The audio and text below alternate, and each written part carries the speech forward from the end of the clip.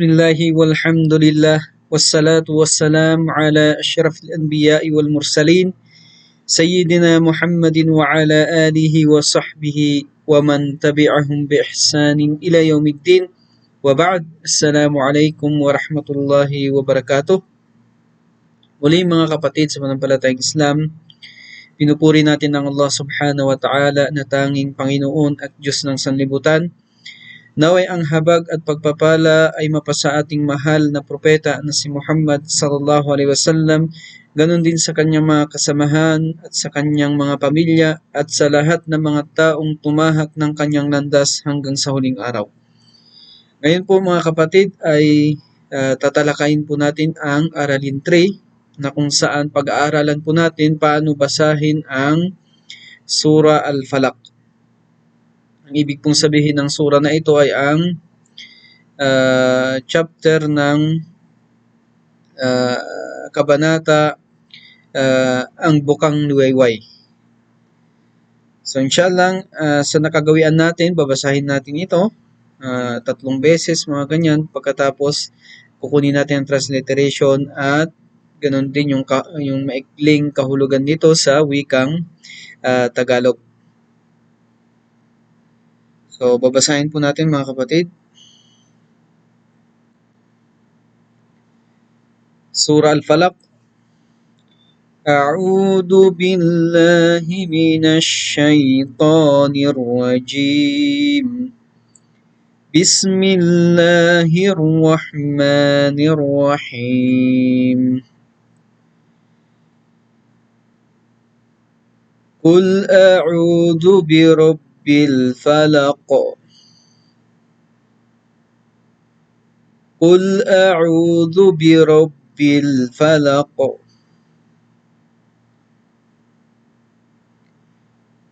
Qul a'udhu birabbil falaq. So makikita ninyo dito mga kapatid sa yung a'udhu, sabi natin dito, mayroon siyang tinatawag nating alif tapos ain, okay? So kailangan maging malinaw sa atin yung alif dito, yung a tapos ain, yung sumunod sa kanya. A'udhu. Qul a'udhu bi rabbil falaq. Ganun po mga kapatid. Pangalawa, min syarri ma khalaq. Min syarri ma khalaq. Min syarri ma khalaq. Kung mapapansin niyo mga kapatid sa min ay dito ay humihinto tayo na tumitigil tayo ng mga dalawang segundo mga ganyan.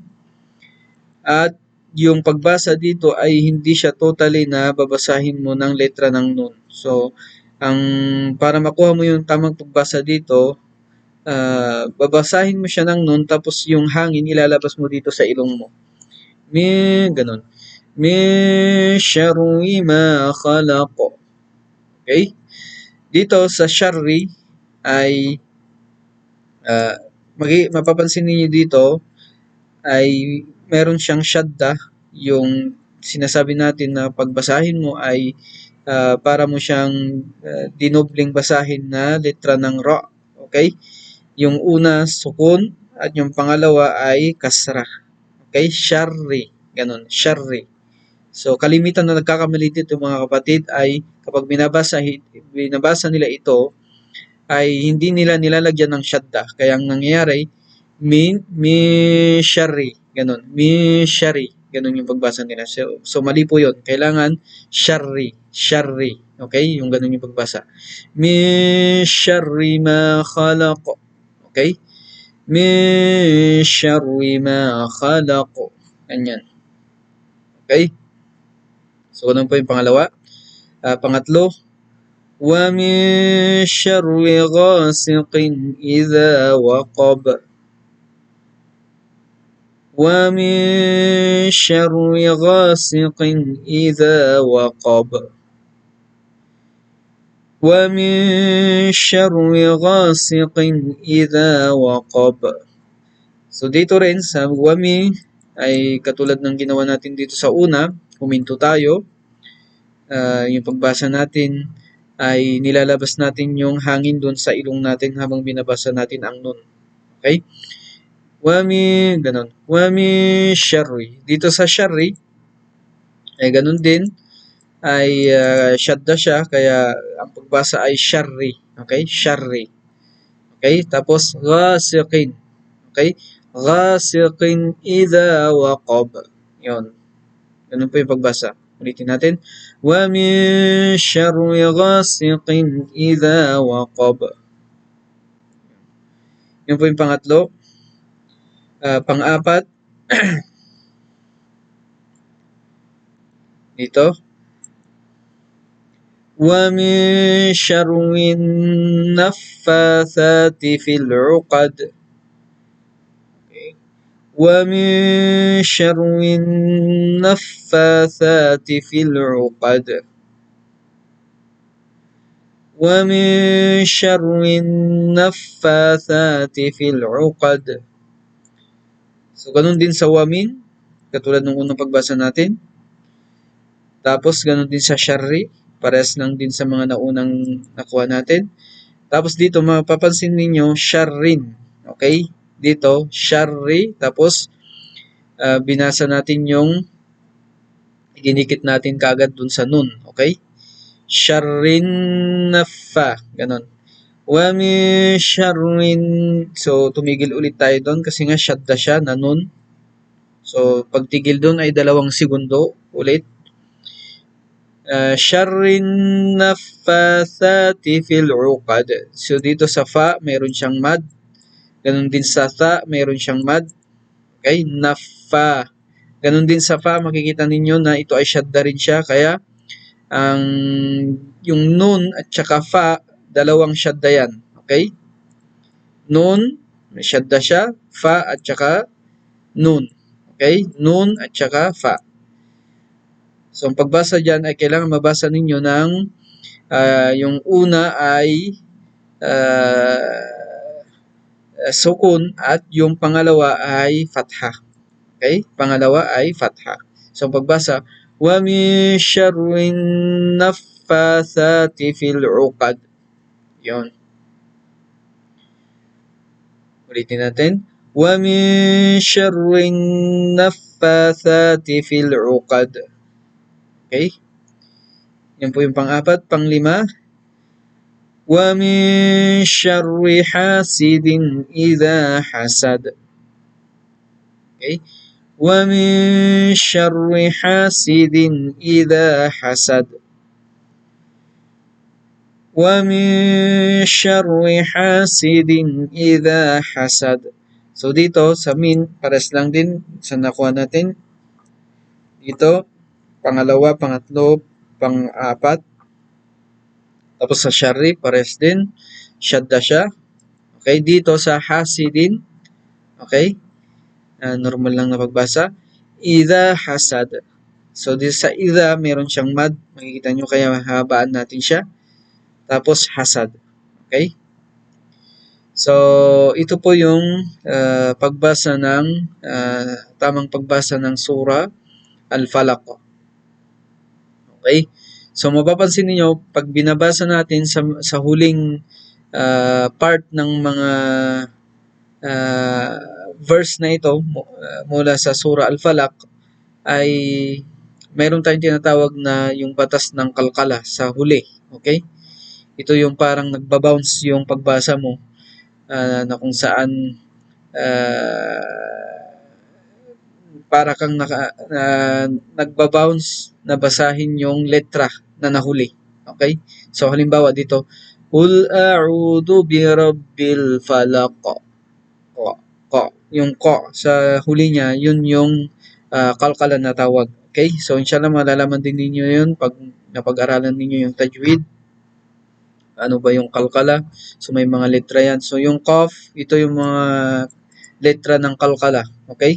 Kapag huminto ka, yan. Qaf, yan din, ba sa huli. Okay? Tapos dal sa huli dito.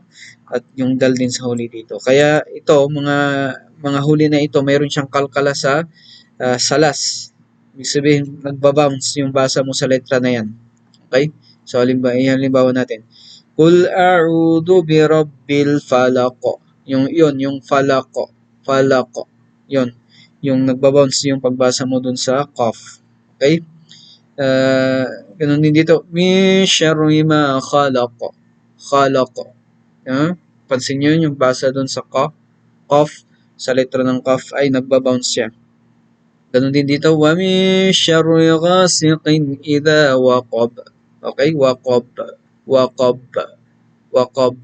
Yun, yung ba na yun na salas, yun yung tinatawag na kalkala. Wa min syarri naffathati fil uqad. Uqad. Uqad. Yan, yung dal yan, meron din kalkala yan. Ganun din sa panglima. Wa min syarri hasidin idha hasad. So, yan. May kalkala din sa salas. So, basahin natin ng pangkabuuan. A'udhu billahi minash shaitanir rajim. Bismillahirrahmanirrahim. Qul a'udhu birabbil falaq. Min syarri ma khalaq. Wa min syarri ghasiqin idha waqab. Wa min syarri naffathati fil uqad. Wa min syarri hasidin idha hasad. So, kunin po natin yung transliteration. Inshallah. So, una yung Bismillahirrahmanirrahim. Bismillahirrahmanirrahim. Una, Qul a'udhu birabbil falaq. Okay, so ito mga kapatid, sabi natin, gabay nyo lang para mabasa nyo yung sa lingwahe natin kung ano yung basa niya sa Arabic. Okay? Min syarri ma khalaq. Pangatlo, wa min syarri ghasiqin idha waqab. Pangapat, wa min syarri naffathati fil uqad. Okay?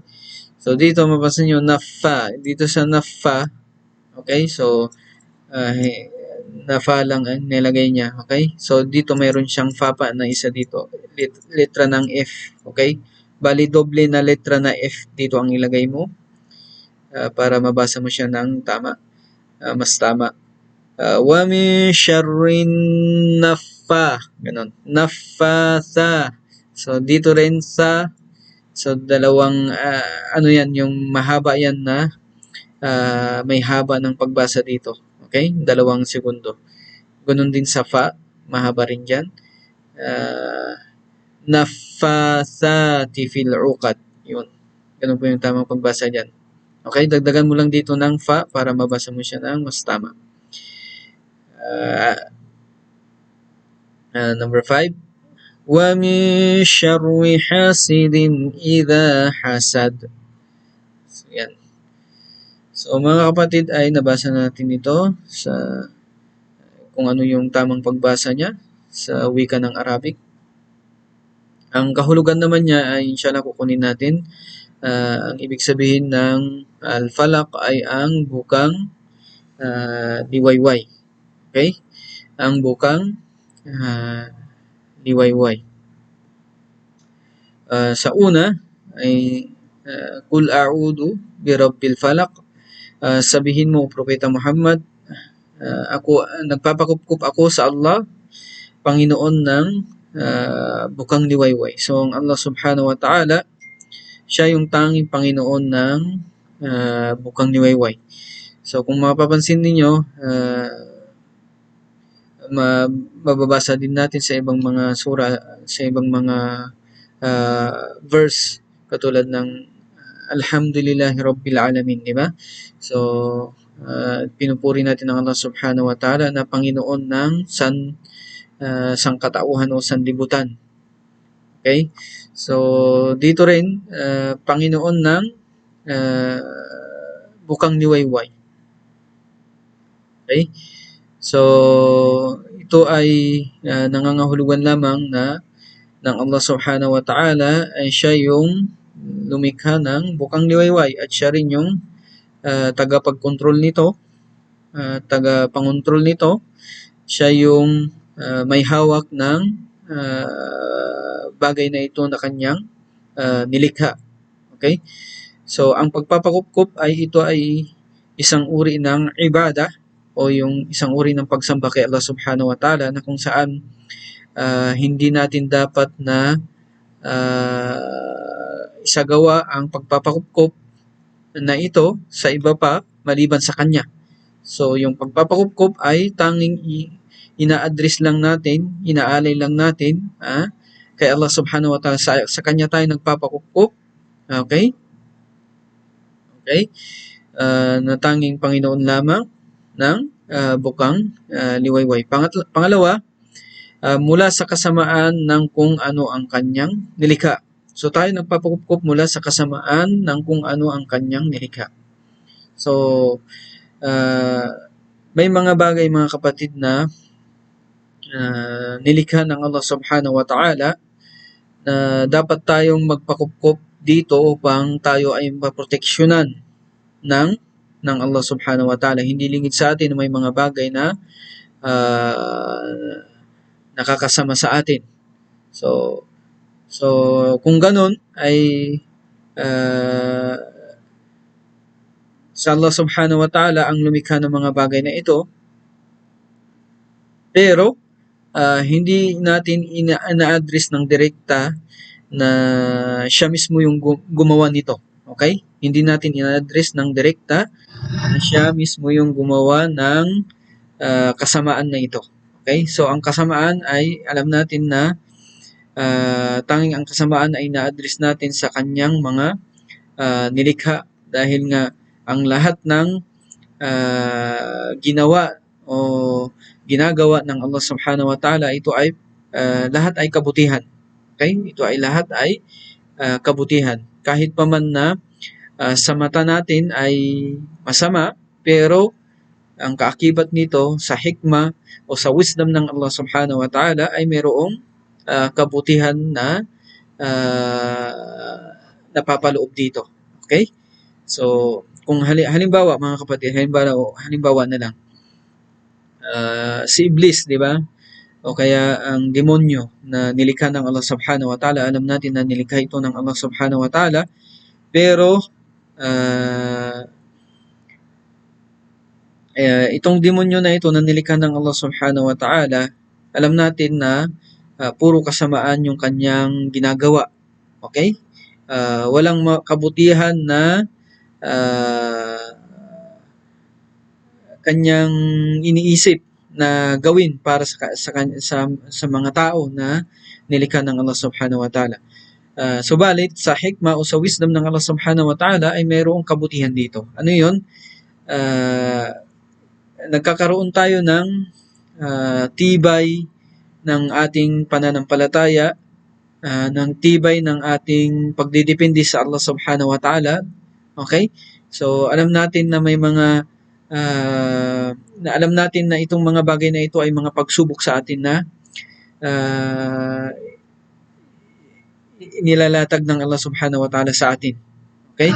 So sa kabila na ito ay masama sa ating paningin na ng demonyo ay walang naidudulot kundi kasamaan, pero meron itong kaakibat na itong mga pagsubok na ito na pinagkaloob sa atin ng Allah Subhanahu wa Ta'ala na tayo magkaroon ng tibay ng ating pananampalataya, ng pagtitiis, pagtitimpi sa mga bagay na mga pagsubok na ito na pinagkaloob sa atin ng Allah Subhanahu wa Ta'ala. So, yun ay isa sa mga halimbawa lang. Okay? So, ganun din mga kapatid, alam natin na yung kamatayan, sa paningin natin masama, di ba? So, may mga namamatay na ating mga mahal sa buhay. So, may mga namamatay na malapit sa atin. So, alam natin yung mga bagay na ito.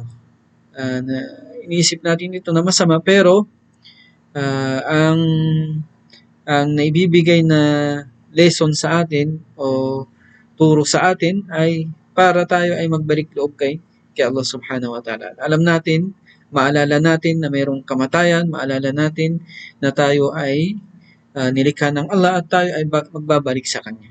Okay?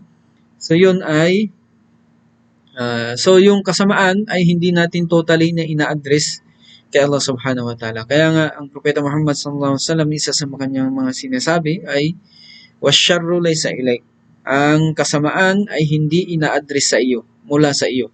Ang kasamaan ay hindi ina-address mula sa iyo. Okay? Dahil nga ang kasamaan, ito ay uh, katangian na nagagawa ng mga nilikha ng Allah Subhanahu wa Ta'ala. Pero ang Allah Subhanahu wa Ta'ala, ang kanyang mga katangian, ang kanyang mga pangalan, ay purong lahat ng ito ay kabutihan. Okay?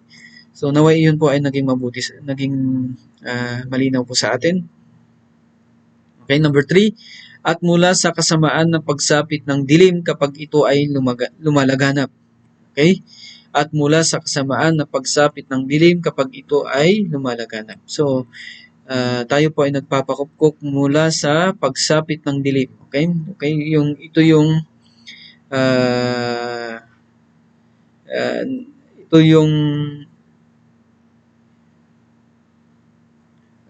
pagbaba na ng araw. Okay? So ito na yung sa Maghrib, na kung saan unti-unti nang nawawala yung araw at dumidilim. So ito po yung oras na ang mga demonyo ay nagsisilabasan. Okay? Kaya nga ang Propeta Muhammad sallallahu alaihi wasallam, sa kanyang mga katuruan, kapag sumapit ng dilim, ay huwag nating palabasin ang ating mga anak, kaya yung mga bagay na mga mahalaga sa atin. So, huwag nating palabasin. Kasi nga, dito sa gabi na ito, sa pagsapit ng dilim na ito, ay dito lumalabas ang mga demonyo para gumawa ng kasamaan o kaya bumulong sa atin ng mga bagay na hindi kinalulugod ng Allah Subhanahu wa Ta'ala. So subhanallah, makikita niyo mga kapatid na ang reliyong natin, reliyong Islam, ay ito ay kumpleto at ganap na reliyon at tinuturuan tayo sa mga bagay na ikabubuti natin. Okay? Ikabubuti natin. Kaya nga, kung mapapansin niyo mga kapatid, ay kahit itong bagay na ito ay katuruan ng ating mga magulang, mga mas nakakatanda sa atin, na kapag sapit ng dilim, huwag na kayong lumabas. Okay? So, bakit ganon? So, tinuruan tayo ng Islam, alhamdulillah, kasi nga, pagsapit ng dilim, dito lumalabas ang mga demonyo. Dito sila nagkakaroon ng para tayo ay linlangin. Okay?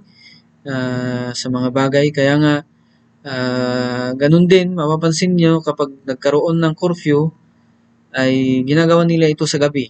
Okay? Kasi nga, sa gabi talaga lumalaganap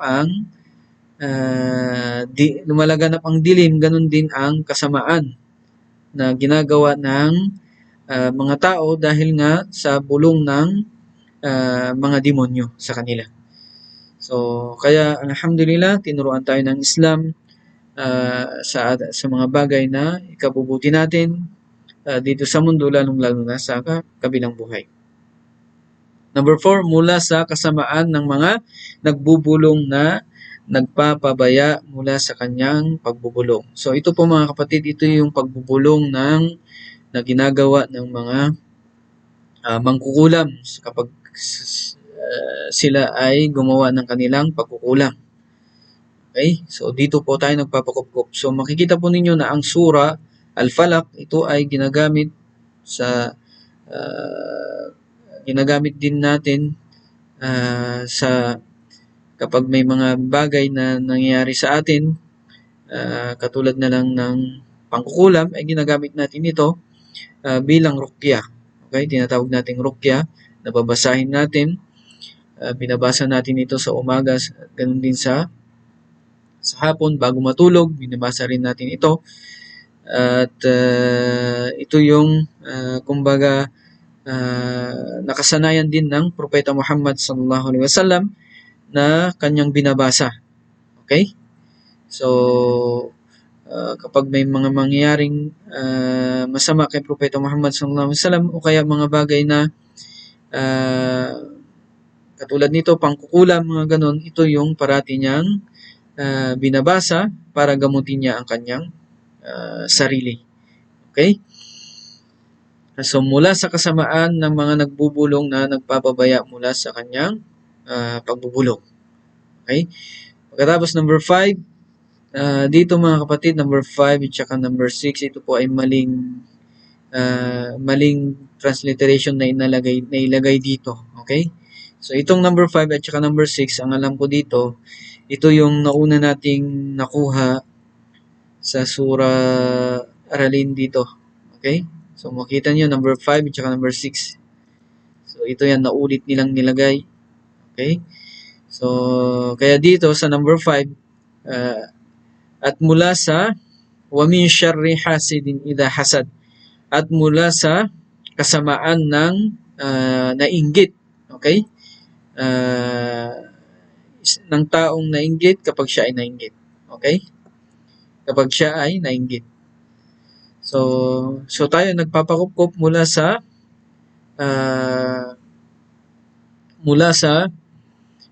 nainggit kapag siya ay nainggit. So alam natin mga kapatid na ang inggit, okay, sa kabuuan nito ay kapag ang ating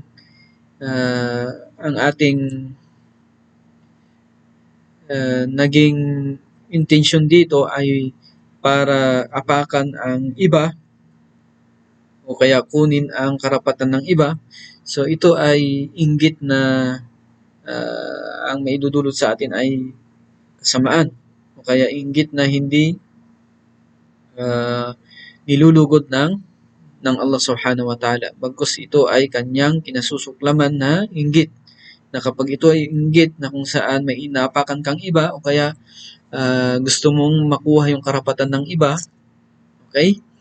So gusto mong makuha yung karapatan ng iba, ito ay inggit na hindi kinalulugod ng Allah subhanahu wa ta'ala. So ito po ay kalimitan na nangyayari kapag ganun din sa mga trabaho, okay? Halimbawa, yung isa ay alam niya yung kapatid niya, halimbawa, mas malapit siya sa kanyang amo. Okay? Ngayon, itong isa, ang gagawin niya ay sisiraan niya itong isa na ito na malapit sa kanyang amo para makuha niya yung posisyon ng taong ito. So, yun po ay inggit na kinasusuklaman ng Islam, kinasusuklaman ng Allah subhanahu wa ta'ala. So, dalawa lamang po yung inggit na ikinalulugod ng Allah subhanahu wa ta'ala. Yung sinabi ng Propeta Muhammad sallallahu alaihi wasallam, la hasada illa fitnatain. Okay? Sabi niya, walang inggit maliban sa dalawang bagay. Rajulun atahullahu al-Quran fayakumu bihi ana al-layli wa ana an-nahar. Isang tao, sabi niya, isang lalaki na siya ay pinagkaloob sa kanya yung Quran, na isaulo niyang banal na Quran, binabasa niya ito sa gabi at saka sa umaga. So, isinabuhay niya, ibig sabihin, isinabuhay niya ang banal na Quran. So, itong mga tao na ito, ang isa sa mga dapat na kainggitan. Okay? Pangalawa, warajulun atahullahu al-mal fayunfikuhu ana al-layli wa ana an-nahar. So, isang tao, sabi niya, isang lalaki na ito ay pinagkaloob sa kanya ang kayamanan, na kanyang ginagasta ito sa gabi at umaga. Ibig sabihin, itong pera na ito ay ginagamit niya sa landas ng Allah Subhanahu wa Ta'ala, okay? Sa gabi at umaga. So, ito yung mga katangian ng dalawang taong dapat na kainggitan. So, maliban dito ay anumang inggit na ito ay ang nangyayari, ang anumang inggit na nakukuha yung karapatan ng iba at o kaya naman ay naapakan yung karapatan ng iba, ito po ay inggit na hindi kinalulugod ng Allah Subhanahu wa Ta'ala. So, ito po yung kabuuan natin ng kahulugan ng Surah Al-Falaq. So, katulad ng sinabi ko mga kapatid dito sa number 5, yung number 5 dito, ang ibig sabihin ng number 5 dito ay mula sa kasamaan ng nainggit kapag siya ay nainggit. Okay? So, yun po yung ibig sabihin, yun po yung tamang transliteration ng Surah Al-Falaq. Okay? So, akhiru da'wana alhamdulillahi rabbil alamin. So, katulad po ng ginagawa natin mga kapatid is send po ninyo yung voice record ninyo ng Surah Al-Falaq para ma-check po natin inshallah. Patuloy pa rin pa tayong nag-check ng mga kapatid natin sa Surah yung last na kinuha natin, Surah An-Nas. Okay? So, inshallah ay ma-check po natin lahat. Kailangan lang natin dito ay oras at ganun din yung inyong participate na magbasa at may-send dito yung mga voice record ninyo inshallah. Jazakumullahu khairan wa barakallahu fikum. Wa sallallahu ala nabiyyina Muhammad wa ala alihi wa sahbihi wa sallam. Assalamu alaikum warahmatullahi wabarakatuh.